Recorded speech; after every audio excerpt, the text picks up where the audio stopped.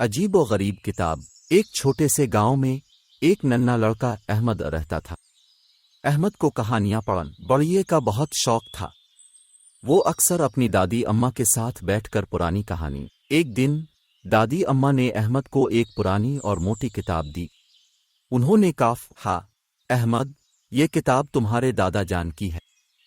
اس میں بہت سی دلچسپ کہانیاں ہیں۔ احمد بہت خوش ہوا اور فوراً کتاب لے کر اپنے کمرے میں چلا گیا۔ کتاب پر مٹی جمی ہوئی تھی۔ الف سین نے احتیاط سے کتاب کی صفائی کی اور اسے کھولا۔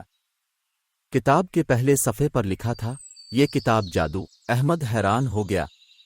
اس نے سوچا، یہ کیسی کتاب ہے؟ پہلی کہانی کا عنوان تھا، گمشدہ خزانوں کی تلاش۔ احمد نے کہانی پڑھنی شروع کی۔ کہانی ایک بہادر لڑکے علی کے بارے میں تھی جو ایک گمشدہ خزانہ تلاش کرنے نکلا تھا۔ کہانی پڑھتے پڑھتے احمد کو لگا۔ اچانک کتاب کے صفحے پر ایک روشنی کی کرن چمکی اور احمد کو اپنی طرف کھینچنے لگی۔ احمد کو کچھ سمجھ نہیں آیا، مگر اچانک وہ کہانی کی دنیا میں پہنچ گیا۔ اس نے اپنے آپ کو ایک جنگل میں پایا جہاں احمد نے علی سے کہا، میں احمد ہوں، میں بھی تمہارے ساتھ خزانہ تلاش۔ علی نے حیران ہو کر کہا، تم یہاں کیسے آئے؟ خیر، آؤ مل کر تلاش کر۔ دونوں دوست مل کر جنگل میں آگے بڑھے۔ راستے میں کئی مشکلات آئیں، مگر انہوں نے ہمت نہیں ہاری۔ جنگل میں ایک پراسرار غار ملی جس کے در احمد نے علی سے کہا، یہ تالا کیسے کھل؟ علی نے جواب دیا، کہانی کے مطابق اس تالے کو کھولنے کے لیے ہمیں 3 جواہرات تلاش کرنے ہوں گے جو جنگل کے۔ دونوں نے جواہرات کی تلاش شروع کی۔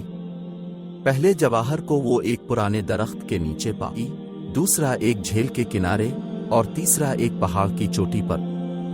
جب تینوں جواہرات مل گئے تو اندر ایک چمکدار خزانہ تھا۔ احمد اور علی خوشی سے جھوم اٹھے۔ احمد نے خزانے میں سے ایک سونے کا سکہ اٹھایا اور اچانک احمد نے دیکھا کہ سونے کا سکہ اس کے ہاتھ میں تھا۔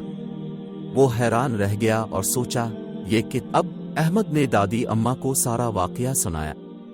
دادی اماں مسکراتے ہوئے بولے، بیٹا، یہ کتاب ہمیں سکھاتی ہے کہ ہمت، دوستی اور محنت سے ہے۔ احمد نے وہ کتاب سنبھال کر رکھی اور روزانہ نئی نئی کہانیاں پڑھنے لگا۔